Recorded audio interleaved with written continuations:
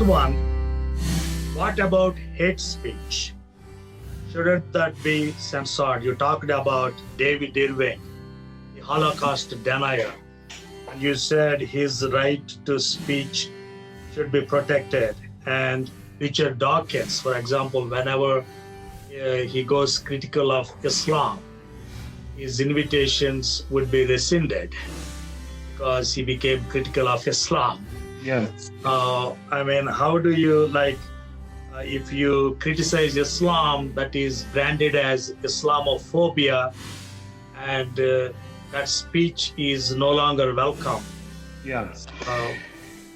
Yeah, that's right. Hate speech. Okay, so that's a tough one for us today because the civil rights movement in the 60s and 70s made it clear that the language you use to describe other people and words that we use to talk about things can be hurtful, right? So, calling an African American the N-word, I'm not going to do it. I won't do it. I won't even say what I won't do.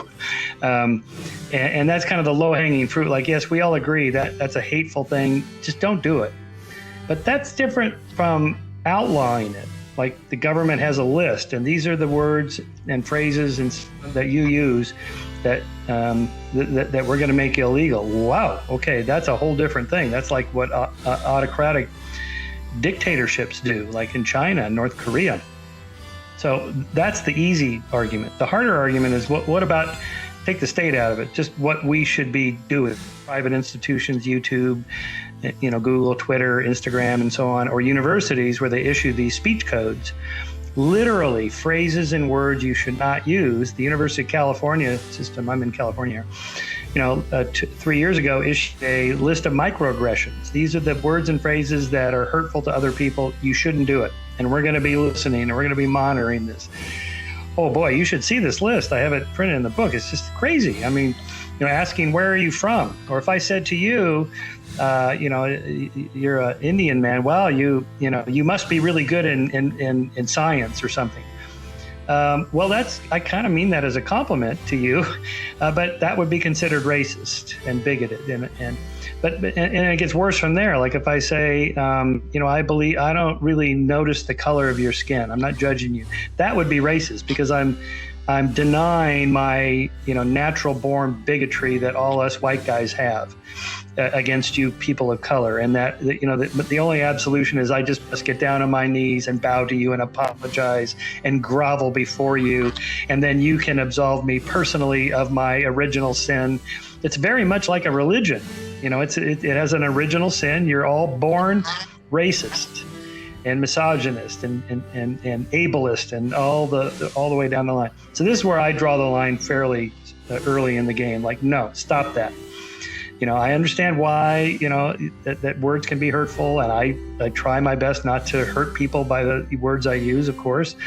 But the best counter to these kinds of arguments about race, gender, whatever, is just better arguments. If you say something like, well, I think women are not good at math as men, I'm not going to call you a misogynist bigot and shut you down. I'm going to say, well, what's your basis for that argument? Because people have made that argument. And you should go, well, there was this study. I go, no. Okay, let me tell you the problem with that study. And here's what we know about this and that.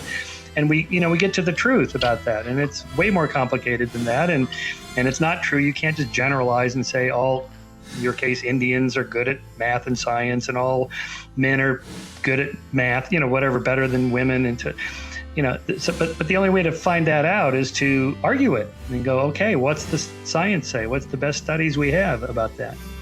And so I, always just go for that. So even something, hurtful like Holocaust denial, Jews are offended by this. I understand why. But when David Irving says, well, there were no holes on the gas chambers at Auschwitz, therefore they couldn't have poured the Zyklon B through the holes in the roof of the gas chambers, therefore they didn't gas anybody there, therefore they didn't gas anybody anywhere else, therefore there was no Holocaust. He has this whole chain of arguments. Okay, the counter to that is not, David Irving, you are a racist bigot. That's not an argument. That's it's just name calling. Why is he wrong? Okay, well, I wrote a whole book about this, and I have a chapter in Giving the Devil His Due about my interactions with David and why I defend him, even though I debunk him. And I'm quite certain he's wrong and I'm right about these particular issues.